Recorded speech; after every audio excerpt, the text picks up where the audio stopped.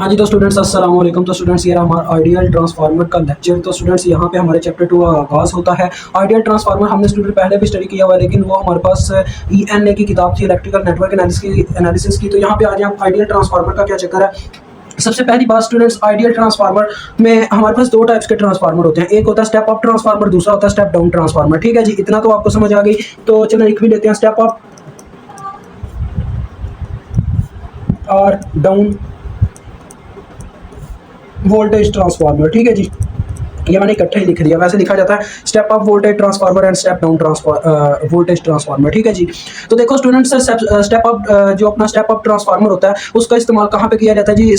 जो अपना step up transformer होता है वो क्या करता है, इनपुट में कम वोल्टेज हासिल करता है, जबकि आउटपुट में हमें वोल्टेज बढ़ा के देता है।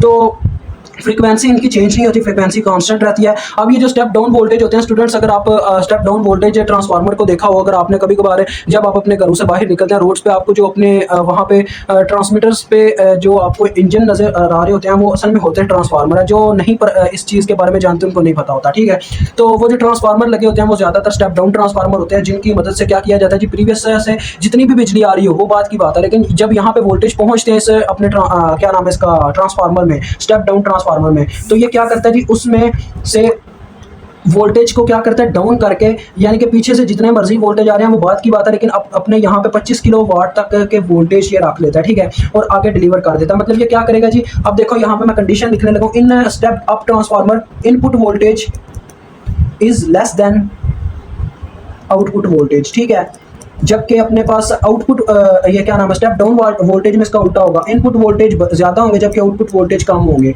तो this is the main condition of step up and step down transformer. ठीक है जी, तो अब आगे आ जाओ स्टूडेंट्स, नेक्स्ट बात आ जाती है कि मतलब कि इसमें जो जनरेटर होता है और उसके बाद क्या नाम है, जनरेशन, ट्रांसमिशन, एलोकेशन, डिस्ट्रीब्यूशन और फाइनल यूज़, ये सारी इसमें बातें आती हैं। आप जनरेशन मतलब कि ये कितना जनरेट करता है। अब देखो स्टेप डाउन की अगर मैं बात करता हूँ स्टूडेंट्स, जो स्टेप डाउन आपने ज़्यादातर जब भी आप देखोगे ना, मतलब कि अपने शहर में इन ट्रांसफार्मर्स को, तो ज़्यादातर जो जनरेशन होती है उसके ऊपर लिखा हुआ होता है कि ये अपने पास 12 किलो वोल्ट से लेकर 25 किलो वोल्ट तक काम कर रहा है। ठीक है, ट्रांसमीटर क्या होते हैं जी, ट्रांसमिशन इसको हम कहते हैं। ट्रांसमिशन मतलब कि ये वो वाले हमारे पास स्टूडेंट्स स्टेप अप ट्रांसफार्मर होते हैं जो उसके लिए काम करते हैं, क्या नाम है यार उसका, अपना इंडस्ट्री के लिए। तो ये 110 किलो वाट से लेकर 1000 किलो वाट तक काम करता है।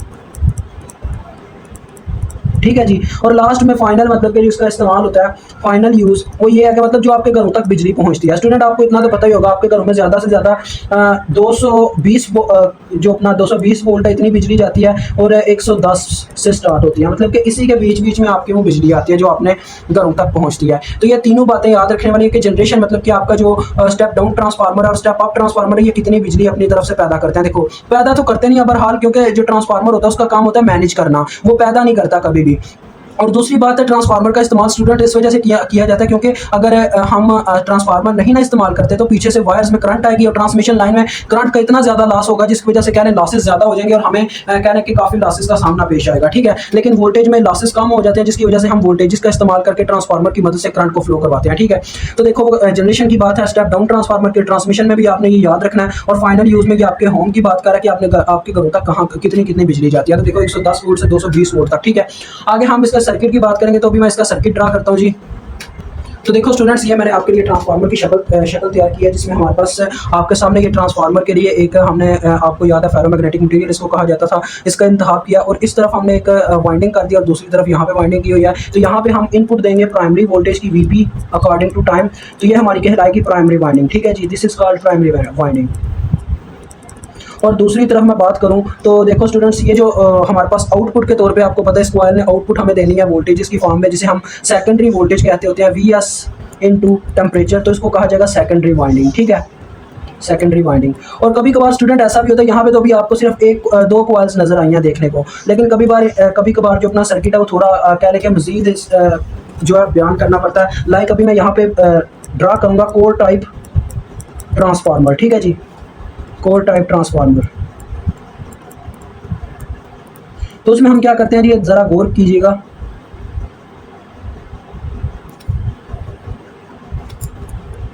उसमें हमारे पास स्टूडेंट्स दो कॉइल्स आ जाती हैं, जैसे ये अभी बनने लगी आपके सामने। आई समझ कुछ? यहाँ पे कॉइल डबल हो जाती है। ठीक है जी, अभी देखें इसकी कॉइल्स कैसे ड्रा की जाएंगी। ये हमारे पास कहलाता क्या है जी, कोर टाइप ट्रांसफार्मर।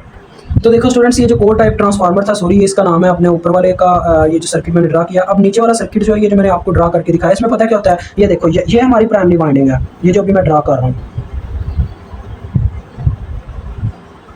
ठीक है जी, ये हमारी प्राइमरी वाइंडिंग है, और इसी के बाद इसी के ऊपर हमारे पास आ जाती होती है अपनी सेकेंडरी वाइंडिंग। ठीक है जी, कुछ यूं। अब यहाँ पे क्या है स्टूडेंट्स, देखो जरा गौर करना, plus minus VP at time t और plus minus V S secondary voltage at time t. अभी मैं आपको बताता हूँ, ये जो अपना है इसका नाम होता है शेल टाइप ट्रांसफार्मर। ये जो अभी हमने सेकंड नंबर पे ड्रा किया ये वाला, इसमें और उसमें फ़र्क क्या है स्टूडेंट्स, देखो वो जो हमारे पास है ना ये वाला, ये मैग्नेटो अपना क्या नाम था यार इसका, फेरोमैग्नेटिक मटेरियल। इसमें पता क्या होता है स्टूडेंट्स, इसमें आप देखो अपने जो प्राइमरी वोल्टेज है और जो अपने सेकेंडरी वोल्टेज है, इन दोनों की जो मतलब कि कॉइल है, इन दोनों के दरमियान एक फासला है। अब देखो जब यहाँ से यहाँ पे करंट ने फ्लो करना स्टार्ट करना है इसके अंदर, मतलब कि मैं वोल्टेज सोर्स अटैच करवाता हूँ, इसके अंदर करंट फ्लो करना स्टार्ट कर देती है, तो क्या होगा, इसके अंदर फ्लक्स जनरेट होगा जिसकी डायरेक्शन कुछ यूँ होगी, मतलब कि ये यहाँ से चलना स्टार्ट करेगा और जाता जाता जाके आगे पहुंचेगा अपने वीएस में, और वहाँ पे फिर हमें आउटपुट वोल्टेज मिलेंगे। तो मेन ये डायरेक्शन बन जाएगी। तो स्टूडेंट्स देखो, आप इतना तो जानते हो, हमने चैप्टर 1 में ये चीज़ हमें देखने को मिली थी कि जो अपने फेरोमैग्नेटिक मटेरियल होते हैं उनमें अक्सर ऐसी जगह भी मौजूद होती है जहाँ पे फ्लक्स लीकेज आ जाता है, मतलब कि अपना फ्लक्स लीक कर जाता है। तो लिहाजा उसकी वजह से क्या होगा जी, यहाँ पे मेन ये मसला आएगा कि अपने सेकेंडरी वोल्टेज में काफी ज्यादा लॉसेस देखने को मिलेंगे प्राइमरी के बदले। लेकिन ये जो सर्किट है इसमें क्या होता है, इसमें ये होता है, देखो प्राइमरी वोल्टेज में जब करंट फ्लो करना स्टार्ट करेगी तो इनडायरेक्टली अभी यहाँ से क्या होगा जी, फ्लक्स जनरेट होगा, उसी वक्त वो सेकेंडरी वोल्टेज को जनरेट करवा देगा उसमें फ्लो करके। तो इसमें ये फायदा होता है, मतलब कि यहाँ पे जो वोल्टेज लॉसेस होते हैं बहुत कम देखने को मिलते हैं, और इसका नाम मैंने अभी भी आपको रिपीट करवाया कि शेल टाइप ट्रांसफार्मर।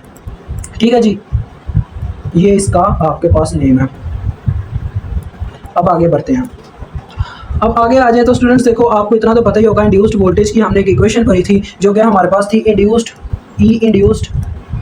ईएम जो अपने ईएमएफ जो अपने पास इंड्यूस्ड होती है उसकी इक्वेशन थी E induced is equal to minus N D phi over D T. क्योंकि स्टूडेंट्स ये जो एन आपको पता है ये कहाँ से आता है, क्योंकि हमने जितने नंबर ऑफ टर्न्स दिए हुए हैं ये उनकी निशानी है, ये जो अपना एन है, और D phi over D T यानी कि चेंज इन फ्लक्स, जो फ्लक्स इसमें जनरेट होकर यहाँ पे फ्लो कर रहा है। ठीक है जी।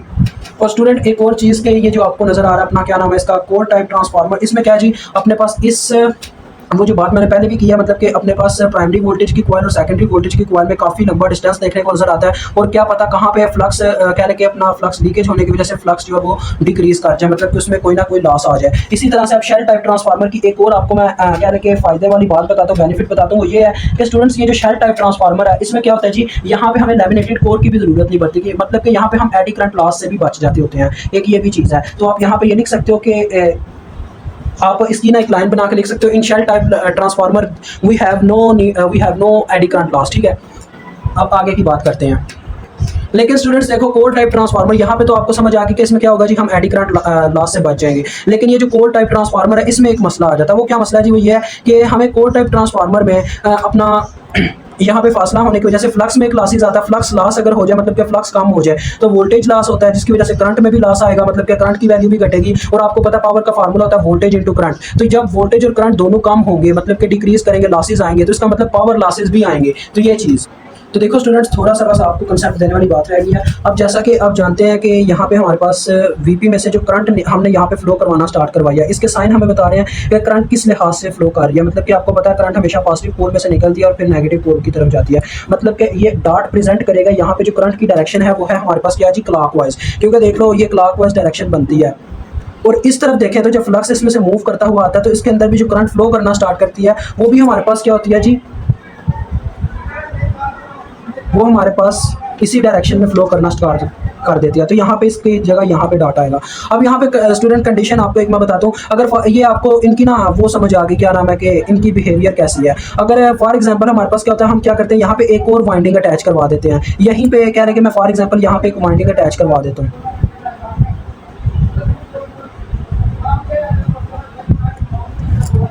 ठीक है जी, मैंने वाइंडिंग अटैच करवा दी, तो अब क्या होगा, अब यहाँ पे जब करंट आएगी तो यहाँ पे जो अपना मतलब कि करंट का डायरेक्शन होगा वो होगा काउंटर क्लॉकवाइज। उसकी वजह क्या है जी, यहाँ पे आपने वो रूल लगाना है कि आपका जो थंब होता है स्टूडेंट, थंब वो प्रेजेंट करता है इलेक्ट्रोमोटिव फोर्स को, ठीक है जी। उसके बाद ये जो आपका ये जो कर्व हैंड नजर आ रहा है, ये क्या करता है जी, आपको बताता है कि आपकी जो मैग्नेटिक फील्ड है वो किस डायरेक्शन में जा रही है, ठीक है।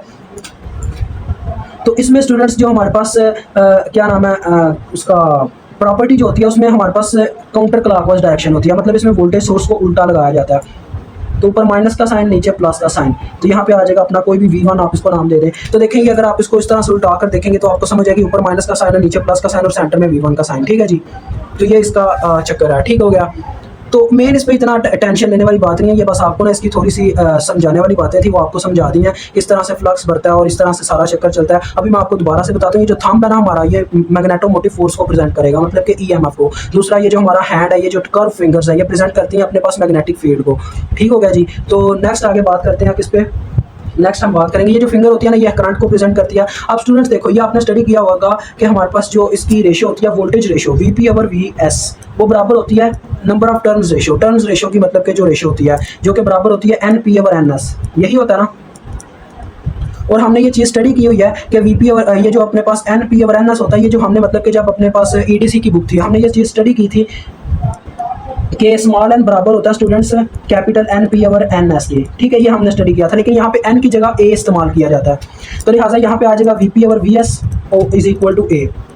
और करंट का तो आपको याद है, करंट का क्या चक्कर होता है, इसका इन्वर्स होता है, मतलब कि IP, यहाँ पे आपको पता है कौन सी करंट फ्लो करेगी, IP प्राइमरी करंट, तो IP इंटू टाइम के लिहाज से चलो करंट ले लेते हैं, और बटे में होगा अपनी secondary current IS into T, जो कि टोटली अपोजिट रिलेशन रखती है नंबर ऑफ टर्न्स के। ऊपर NS आ जाता है, नीचे NP आ जाता है, मतलब कि करंट के साथ इसका इन्वर्स रिलेशन होता है। लिहाजा हमारे पास इसकी जो इक्वेशन बनती है वो आती है IP/T/IS into T is equal to 1/A, ठीक है जी। ये हमारे पास आ जाता है। अब आगे की बात करते हैं।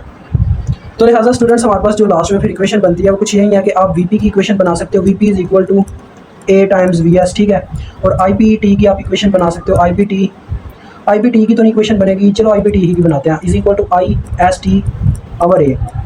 और एक लाइन नीचे आपने लिख देनी है कि जो अपने पास VP एंड VS हैं वो आपस में फेज में है, ठीक है जी, are in phase together. VP and VS are in phase for ideal transformer, ठीक है जी, ये लिख लीजिएगा। और उसके बाद इसी तरह से आपने ये भी लिख देना कि IP and IS are in phase together, IS are in phase, ठीक हो गया। तो ये काम डन कर सी, ठीक हो गया। अब आगे जो थोड़ा सा यहाँ पे हमारे पास काम रहेगा वो पावर के बारे में। पावर का लेक्चर सुने और फिर आपकी जान छूट जाती है, ठीक है, इस लेक्चर से। और स्टूडेंट्स एक छोटी सी बात ये भी आपको बतानी थी, ये जो डार्ट्स है ना एक और जगह पे हमारे काम आते हैं कि जब आप मतलब कि शॉप पे जाते हो अपना ट्रांसफार्मर खरीदने, तो वहाँ पे कोई हमें आके ये नहीं बताता कि भाई जब मतलब हम उसका इस्तेमाल करते हैं किसी भी एक्सपेरिमेंट के अंदर कि भाई इसमें करंट इस तरह से फ्लो करती हुई बाहर निकल रही है, और यहाँ पे मतलब कि हमने मतलब कि जो करंट इसमें फ्लो करवानी है और बैटरी अटैच करवानी है, इस तरह से करवानी है, वो डार्ट हमें बताते हैं, ठीक है। और जो आउटपुट हमें मिल रही होती है वो भी डार्ट ही बताता है कि किस तरफ से आपको आउटपुट मिलेगी, तो ये डार्ट का फायदा होता है। अभी हम बात करेंगे पावर की।